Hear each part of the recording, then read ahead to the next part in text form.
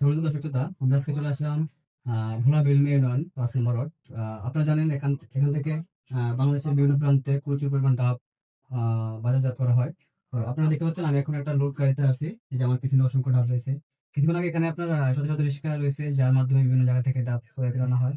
তো এখন আমরা কথা বলবো এখানকার যে ডাব পরিচালনা করে গাড়ি লোড আনলোড করার যে ডিপার্টমেন্টের যে দায়িত্বশীল ব্যক্তি আছে মোহাম্মদ ফয়সাল আহমেদ। তো এই যে ডাবগুলো আপনারা কিরকম কিনেন? ধাপেগুলা বাজার অনুযায়ী আমরা এক সময় এক রেট দেই। এখন যাক আমরা জানি প্রথমত যারা গাড়ি নিয়ে যায় তারা একটা রেটে মানুষ থেকে কিনে নিয়ে আসে। তারপর তারা আনার পরে তারপর আপনাদের কাছে আবার বিক্রি করে। তো তারা কয় টাকা করে কিনে বা আপনারা বা তাদেরকে কত টাকা করে দেন? আমরা যাদেরকে কাটার জন্য পাঠাই তারা গ্রাম থেকে এখন বর্তমানে ১১০ টাকা বা এর দামই কিনে আনে, কারণ এখনকার গ্রামেও ডাবের দাম খুব বাড়তি, ১১০ টাকার কমে তারা পায় না। উনি বলছে এখান থেকে ওনারা ছোট বড় সব মালগুলো একই সাইজে কিনা হয়। সেক্ষেত্রে আপনার দেখা গেছে পার পিস ৫৫ টাকা বা ৬০ টাকা এরকম কিনা পড়ে। তো ৬৫ টাকা। আর ওনারা যখন মালগুলো ঢাকাতে বা অন্য জায়গায় যখন সেল করে তখন দেখা গেছে প্রতিটা মাল ৩টা সাইজ করে। এ, বি, সি ৩টা সাইজ করে।